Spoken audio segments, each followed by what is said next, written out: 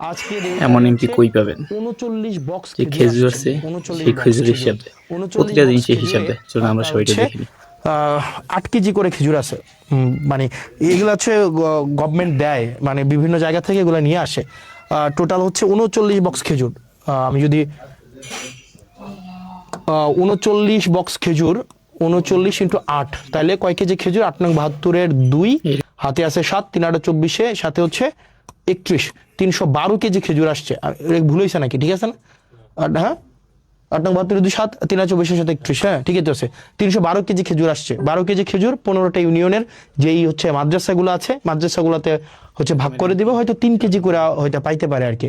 তো এই খেজুর কিছুদিন পরে কোরবানিকে সামনে রেখে উটের মাংস, দুম্বার মাংস এগুলো আসবে। এরকমের তো এমপি সারা আমরা চাই বাংলাদেশে দরকার। প্রত্যেকটা মানে আমরা এক এরকমের এমপি পয়সা চাই। এক পয়সা যেন, যে আর জিনিসটা সেটা আপনারা দেখাই যেন দিছে বুঝে পান। আমাদের হাসনাত আব্দুল্লাহ ভাই। আগে কোন এমপি এরকমের সবাই মাঝখানে সবকিছু স্বীকার করছে, সবাই মাঝখানে সবকিছু হিসেব দিছে?